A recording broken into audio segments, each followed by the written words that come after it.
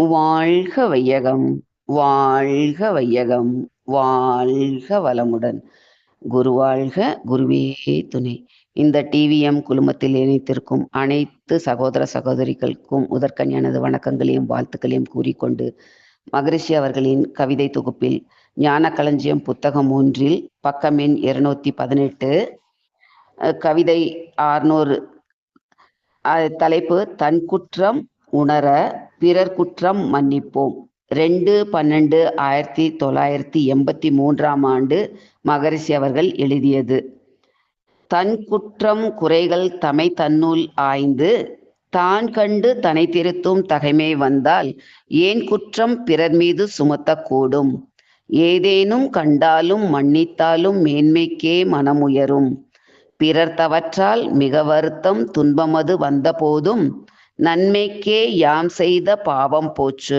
நான் கண்ட தெளிவு இது நலமே பெற்றேன்.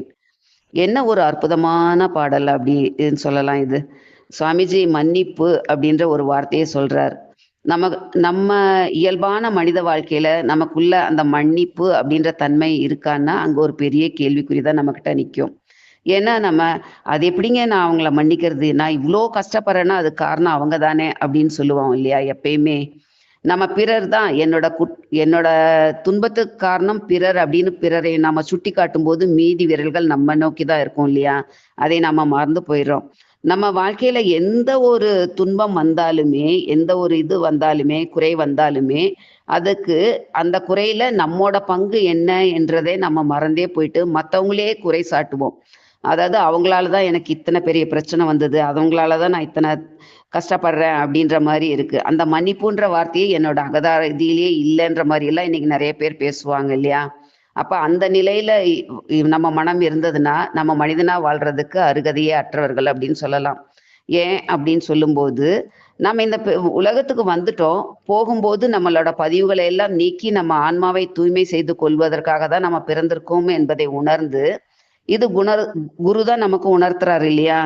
அப்ப என்னுடைய இதுல என்ன இது இருக்கு, தன் குற்றம் குறைகள் தமை தன்னுள் ஆய்ந்து தான் கண்டு தனை திருத்தும் தகைமை வந்தால் ஏன் குற்றம் பிறர் மீது சுமத்தக்கூடும் அப்படின்னு சொல்றாரு.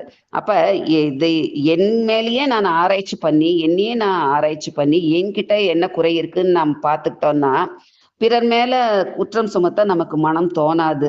அப்படியே எதனும் பார்த்தாலும் மன்னித்தாலும் மேன்மைக்கே மனம் உயரும் என்றார்.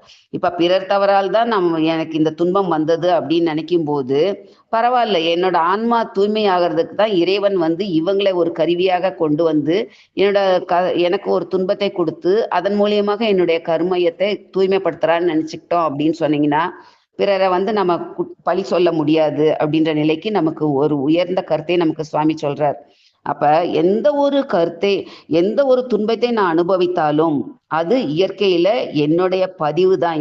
நான் முன்னோர்கள் மூலியமாகவும் என்னுடைய நினைவு தெரிந்த நாளில் இந்த நிமிடம் வரை நான் செய்த செயல்களாக சஞ்சிதம் பிராரப்த கர்மத்தினாலும் தான் நான் இந்த துன்பத்தை அனுபவிக்கிறேன்.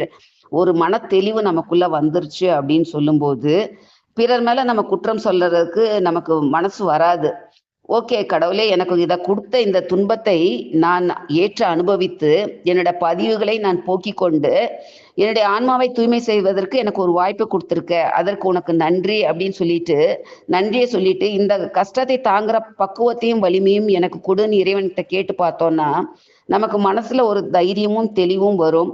பரவாயில்ல, என்னுடைய கலங்கங்கள் போகிறதுக்கு இவங்க ஒரு உறுதுணையா இருக்காங்க அப்படின்னு சொல்லிட்டு அவங்களே நம்ம வாழ்த்தினோம் அப்படின்னு சொன்னா நமக்குள்ள மனசுக்குள்ள அந்த ஒரு பாரமும் இருக்காது. இவங்களாலதான் எனக்கு இந்த பிரச்சனைன்ற அந்த எண்ணமும் நமக்குள்ள இருக்காது. அப்ப பிறரும் நல்லா இருக்கணும், நாமும் நல்லா இருக்கணும்ன்ற இதெல்லாமே நாம இங்க மனவளக்கலைக்கு வந்ததுக்கு அப்புறம் தான் கத்துக்கிறோம் இல்லையா.